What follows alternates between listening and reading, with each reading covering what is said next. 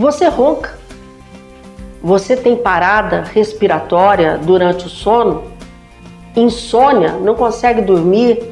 Ou então acorda na madrugada e não consegue mais ter esse descanso tão importante para a nossa saúde?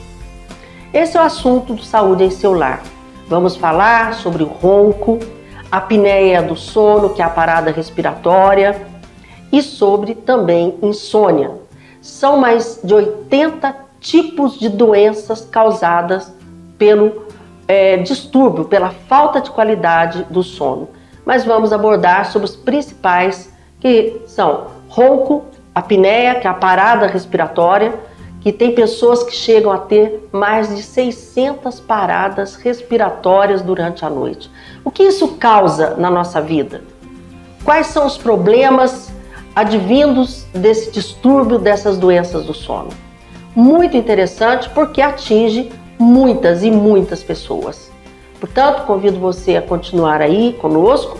Voltamos em 1 minuto aqui com o Ricardo, que é especialista nas doenças do sono. E vocês vão ver, importantíssimo, que tem tratamento, tem como resolver esse problema. Volto já já.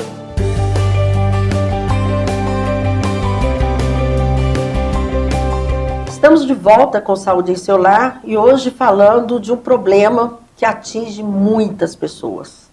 E às vezes, a maioria não dão a menor importância. E isso realmente é um problema muito sério para a saúde, para o dia a dia, para a qualidade de vida das pessoas. Tenho o prazer de receber aqui o Ricardo Ferreira, que é fisioterapeuta, mas ele tem uma especialização na área do sono. Ricardo, como é que é isso, Se especializar no sono. Olha o tamanho da importância de se estudar o sono. Muito bem-vindo. Obrigado. Primeiramente, eu queria agradecer, doutora, a participação, de estar aqui. É um grande prazer. E trazendo aí, para as pessoas um assunto tão importante que é o sono. Exatamente. É um assunto que realmente muito pouco abordado diante da importância dele, Isso. Muito a gente vê falar sobre atividade física, alimentação, isso está muito em foco, Sim. As questões sobre alimentação e o sedentarismo, Agora o sono, a gente vê que ele realmente precisa ser mais abordado, levado à população, Então eu sou fisioterapeuta e acabei me especializando em sono, principalmente em distúrbios respiratórios do sono. E aí eu acho que antes de entrar nos problemas em si, em relação aos distúrbios do sono e tal, problemas respiratórios, quais são assim as principais funções do sono para a nossa vida? Bom, o sono, assim como a alimentação, ele é fundamental, Ninguém vive sem se alimentar, assim como não vive sem dormir, Certo. E as pessoas têm dormido muito mal, E por isso os prejuízos à saúde são, realmente desastrosos. Então, o sono, muitas pessoas acham que o sono, na verdade, a gente desliga para descansar durante a noite, e mais nada. Na verdade, o sono tem inúmeras funções dentro da nossa saúde, Ele tem a função de reparo do nosso organismo, de economizar energia, para que a gente possa gastar energia, ter energia para gastar no outro dia com as nossas atividades. Ele é fundamental nas nossas funções imunológicas e hormonais, nas nossas funções endócrinas, no aprendizado, na memória, no raciocínio, ou seja, para que o nosso organismo possa estar íntegro, para que a gente possa se dizer saudável, a gente tem que ter um sono de qualidade. Então o sono, na verdade, ele vai muito além de descansar, como a gente pensa. É interessante o seguinte, nessa vida maluca que todos nós estamos vivendo, na vida moderna, muitas funções conturbadas e uma série de coisas, informações chegando a todo momento, é difícil muitas vezes as pessoas terem um sono tranquilo, uma qualidade de sono que realmente traga todos esses benefícios para a nossa vida, Dentro dos distúrbios do sono, dos problemas, quais são os mais comuns, Ricardo? Bom, a gente tem aí uma classificação de cerca de 80 distúrbios do sono. Nossa! 80 doenças relacionadas ao sono. Porque quando a gente fala distúrbios, né, parece que a gente alivia um pouco o peso das palavras, né? Vamos falar doenças. Mas são doenças, na verdade, doenças do sono. Entre elas, as mais comuns são a insônia, né, que é bastante presente em toda a população, de todas as faixas etárias, e o ronco e a apneia do sono, que são as mais frequentes. Né? Tá, insônia, ronco e a apneia. E a apneia do sono. Tá. Existem outras doenças também bastante prevalentes, mas assim, que são menos frequentes, né? Tá. Agora, a insônia e o ronco é as que mais acomete a população mesmo. Olha, é que nós não temos tempo de falar de todas, né? Nós vamos falar das mais importantes, mas são 80. Meu Deus do céu, eu não achei que fosse tantos assim, não. Puxa vida. Vamos começar pelo ronco? Vamos lá. Quer dizer, o ronco só incomoda o companheiro, a companheira, como é que é? Causa até separação de quarto, de tudo mais, ou causa problemas para si próprio? Porque as pessoas acham só, ronco, tá incomodando minha mulher, meu marido, vai separar de quarto que tá tudo bem. Realmente, esse é um dos fatores que gera incômodo no casamento, problemas no casamento, e leva até as pessoas, muitas vezes, a terem que dormir separados, causando aí divergências, realmente, problemas sérios dentro do próprio casamento. Porém, assim, né, as pessoas até brincam, né? Ah, fulano ronca que nem um trator, né? Vira motivo de piada, de brincadeira, né? Mas, na verdade, o ronco, ele já é um sinal primário de um distúrbio. Né? Porque o ronco, ele nada mais é que uma dificuldade do fluxo respiratório, né? Um colapso da via aérea, né, que leva ao ressonar na região do palato, né? E essa dificuldade na respiração, ela pode vir acompanhada com paradas respiratórias, né, parciais ou totais, que são as apneias. Né? Tá. E despertares durante toda a noite, fazendo com que o indivíduo perca a qualidade de sono e gere diversos distúrbios, problemas na saúde dele. Tá. Então, assim, o ronco ele não deve ser de forma alguma ignorado como algo normal e simples. E nem virar só uma brincadeira. Nem virar brincadeira. Na verdade, a gente costuma dizer assim, ó, ronco é uma doença. Tá. Né? E, na verdade, ele é o primeiro sinal de uma doença importante das vias aéreas respiratórias durante o sono. Uhum. Agora, o que leva a roncar? Eu sei que a obesidade é uma, né? Sim, sim. Com certeza a obesidade colabora bastante. Alguns tipos de coisas também, não sei se você vai falar, o álcool também, quando... Sim. O que leva ao ronco e o que leva a pessoa até chegar a ter a apneia, a parada de respirar, e qual a consequência dessa parada de respirar? Certo. Na verdade, assim, né, nós vemos que a obesidade, o ganho de peso, é um dos fatores que predispõe o indivíduo a roncar, a ressonar, né? Então, quanto mais a gente ganha peso, a gente também acumula um tecido gorduroso na região das vias aéreas, na região cervical principalmente. E isso tem um peso durante a noite. Porque nós, quando dormimos e chegamos na fase mais profunda do nosso sono, que é o sono REM, a gente tem um relaxamento total da nossa musculatura, inclusive da musculatura que dá sustentação para nossas vias aéreas. O sono REM é o sono mais profundo, É o sono mais profundo. Certo. É o sono onde a gente mais descansa, na verdade. É onde mais ronca também? É onde mais ronca também. Porque aí relaxa tudo, né? Isso. Então, acontece que se eu tenho um sobrepeso e eu já tenho um relaxamento da musculatura normal do sono de qualquer indivíduo, com o sobrepeso, o ganho de tecido gorduroso, inclusive na própria língua, porque a gente engorda a língua. Engorda? Engorda. Nós engordamos a língua. Eu não sabia, essa é a novidade, engorda a língua. É verdade, eu não sabia. E, então, esse acúmulo de tecido gorduroso predispõe ao colapso da via aérea e leva o indivíduo a desenvolver o ronco e também a parada respiratória, que é chamada de apneia, né? Agora, existe, além da obesidade, do ganho de peso e tal, alguma outra causa que leva ao ronco e até mesmo à apneia? Nós vemos assim, né, as pessoas sempre associam muito à obesidade, porém, nós vemos assim, na população de forma geral, que a gente tem crianças roncadoras, né? Aí sim. Crianças que roncam, indivíduos de meia idade e sem obesidade que também tem ronco e apneia do sono. Então, o principal fator associado a isso são alterações anatômicas, né? Sim. Amígdala, desvio de septo. Amígdala, tamanho da língua influencia bastante, o posicionamento da língua, né? E uma outra questão muito importante, bastante prevalente, que é uma fraqueza da musculatura faríngea, que dá sustentação para a nossa faringe, para que não haja colapso durante a noite, né? Olha só. E isso tem fatores genéticos associados, entre outros fatores, né? Então nós vemos assim que a gente chama de que a ronco e a apneia ela é multifatorial, né? Na criança é muito comum o aumento das amígdalas e da adenoide, que é o mais comum, né? Mais comum, Que leva, inclusive, à apneia. Sim. A gente vê que na criança, geralmente ela está associada a questões anatômicas, alterações anatômicas que podem vir a ser corrigidas com tratamento fonoaudiológico, com o uso de aparelhos, né, ortodônticos, ou até mesmo com a cirurgia, corretivas. Dependendo, né? Só a cirurgia, Só a cirurgia. O que sugere, para a gente dar dica aqui para as pessoas, Ricardo, que alguém está tendo a apneia, que eu acho isso, assim, bastante preocupante, porque diminui circulação cerebral, uma série de coisas, né, que você vai falar. Mas qual que é o sinal? Eu falei, você está tendo uma apneia. Bom, o que a gente vê as pessoas relatando bastante, o primeiro sinal é o indivíduo que ronca, né? E que tem um sono não reparador, que no outro dia sente cansaço, sonolência durante o dia, né? Tem baixa produtividade no trabalho, não pode parar, que ele cochila muitas vezes, né? Ele fica parado em ambientes tranquilos, ele não consegue muitas vezes prestar atenção naquilo que ele está fazendo, né?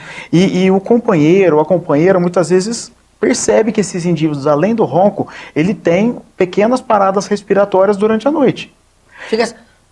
Para totalmente. Eu falo que os indivíduos, que as pessoas reconhecem bem um barulhinho típico, que é um barulhinho.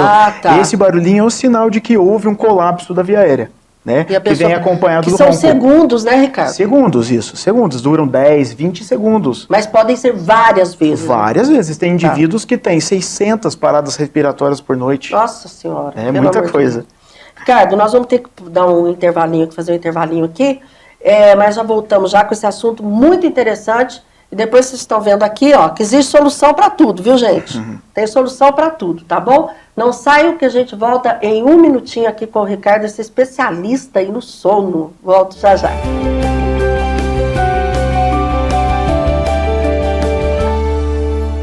Estamos de volta com Saúde em Seu Lar, hoje falando sobre o sono, né? Como diz aqui o Ricardo, não vamos falar mais distúrbio do sono, vamos falar doenças do sono.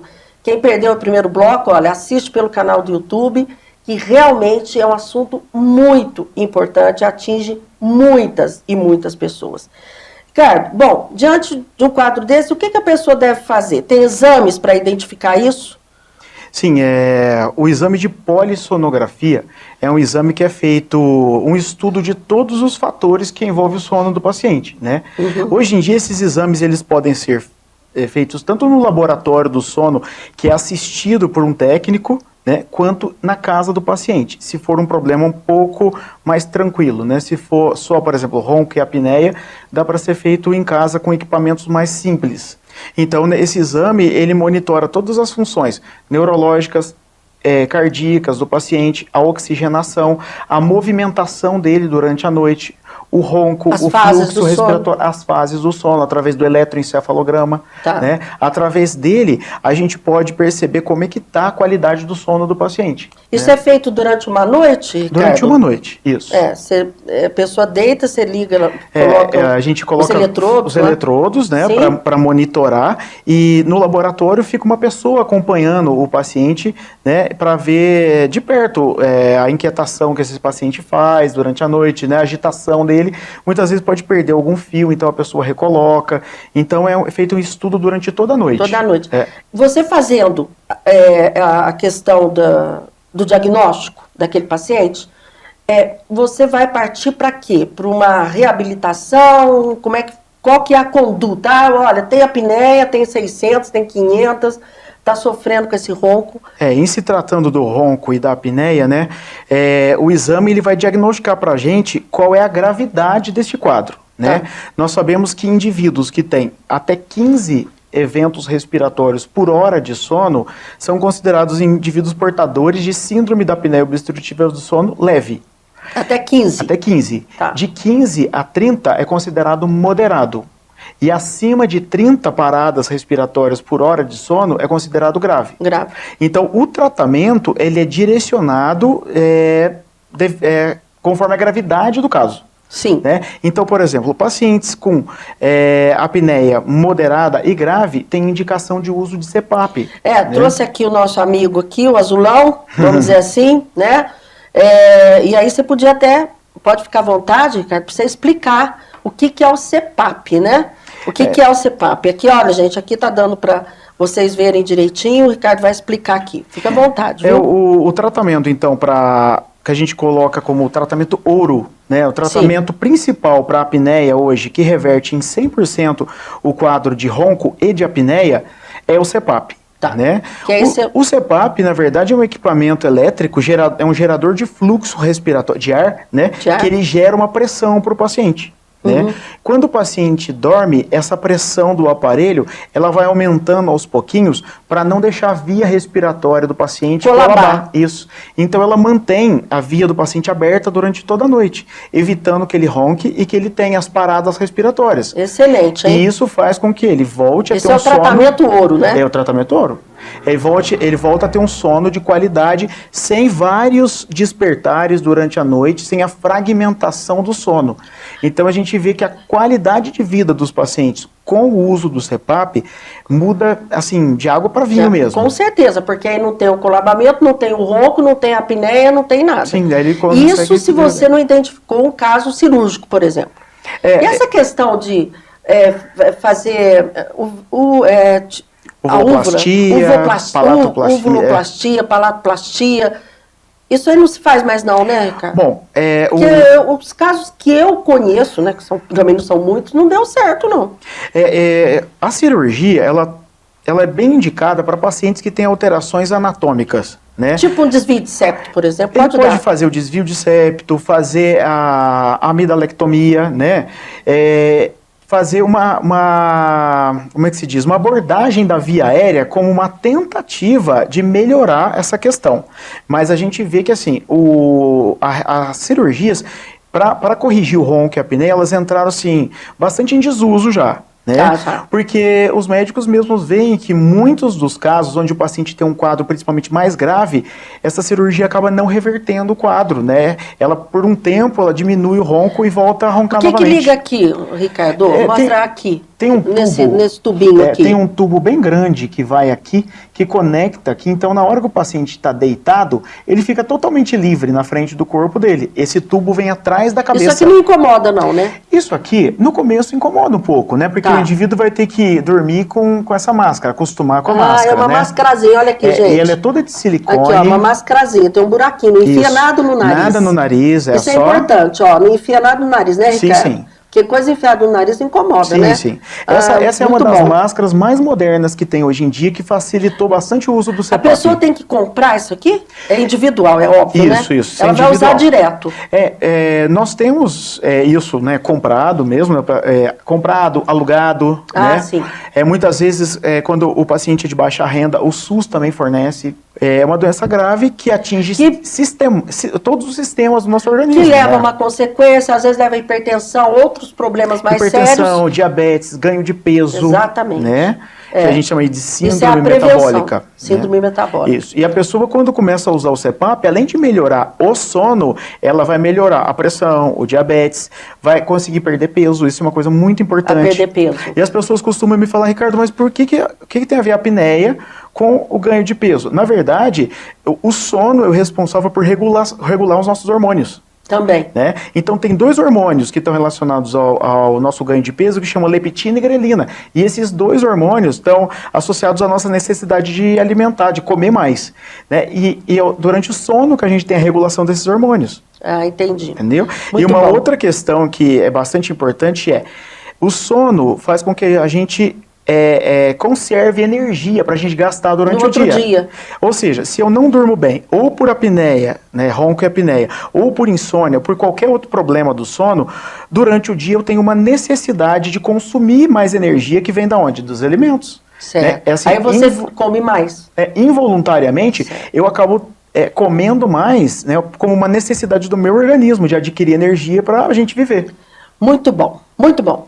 Agora vamos falar um pouquinho, nós estamos já daqui a pouco no final do programa, sobre a insônia, né, que é um outro problema sério. Como é que essa questão da insônia, é só remédio que resolve isso? Não, com certeza não. Com certeza não. A insônia é uma questão bem prevalente em toda a população, né? Nós temos dois tipos de insônia. A gente tem a insônia de início e a insônia de manutenção. Né, que é aquela pessoa que tem dificuldade de pegar no sono, ou outros indivíduos que têm dificuldade de manter o sono. Ele acorda, às vezes, no meio da noite e tem dificuldade de adormecer novamente. Tá. Né? Então, a gente sabe que as medicações, elas têm aí, assim, elas resolvem, né, adjuvante a outros tratamentos. Porque dentro da reabilitação do sono, o que se busca hoje em dia com certeza, reabilitar, devolver a função, melhorar a função do sono, ou seja, corrigir a causa do problema. Tá. Né? Então, o uso da medicação ela pode ser importante em alguns momentos, né? Para que a pessoa, né, consiga dormir um pouco, melhorar. Mas o mais importante de tudo está em analisar a causa do problema. Se é um distúrbio de ritmo biológico, porque isso é muito comum hoje em dia. A nossa vida, a vida moderna hoje, ela foi fazendo com que a gente fizesse um atrasamento do nosso relógio biológico. Né? A gente deita mais tarde, se alimenta mais tarde, leva trabalho para casa, acaba assim levando o nosso sono cada vez mais tarde. Põe televisão no quarto. O uso do celular, que é uma coisa extremamente importante, que acaba inibindo a melatonina, que é o hormônio do sono. Do sono, né? Exatamente. Então, a gente sabe que a gente precisa atuar na causa dos problemas, né? Ver como é que estão os hábitos de vida desses pacientes. E é importante dizer, gente, que as pessoas... Antes de eu fazer esse comentário, eu queria te fazer a última pergunta aqui, que o nosso tempo está acabando. Qual o tempo ideal de se dormir? Realmente eu falava assim, 8 horas é o ideal. É isso? Ou cada indivíduo tem o seu ciclo biológico, vamos dizer assim? Tem pessoa que dorme 6 horas e acorda maravilhosamente bem. Sim. É uma questão bastante individual, que assim, é sempre feita uma média para se dizer à população qual é o tempo ideal de dormir, né? Para ter uma qualidade de vida, uma qualidade de sono. E a gente segue a regra segundo a faixa etária. Então a gente sabe que uma criança tem que dormir, né? Um bebê tem que dormir de 12 a 14 horas. Né? O indivíduo na idade adulta, até 65 anos em média, ele dorme de 6 a 8 horas. Tá. Né? Um idoso, entre 5 e 6 horas. O que a gente sabe é que conforme a gente vai envelhecendo, o tempo de sono e a qualidade do nosso sono, que é o sono mais profundo, vai diminuindo. Né? Então, realmente, uma coisa que preocupa bastante é como é que a gente está dormindo hoje, porque a gente sabe que amanhã esse sono vai estar pior. Por isso que é bastante importante a gente atuar hoje, né? Tá. Ver como é que a gente está dormindo hoje e tentar corrigir os problemas, né? Ricardo, polissonografia também é importante nesses casos. Sim, também, fundamental, né? Fundamental. Ricardo, nosso tempo acabou, mas eu tenho certeza que deu para as pessoas perceberem a importância de se cuidar do nosso sono, né? Sim. Quero parabenizar aí pelo seu trabalho, Obrigado, tá? doutora. E vamos trazer você aqui outras vezes para conversar mais sobre esse assunto, tá bom? Assunto bastante interessante. E muito obrigada pela sua presença. Eu que agradeço. Tá bem? A você quero agradecer o carinho e espero por você no próximo sábado com mais um programa Saúde em Seu Lar pela Alterosa, 1h15 da tarde. Até lá, claro, se assim ele permitir. Até lá.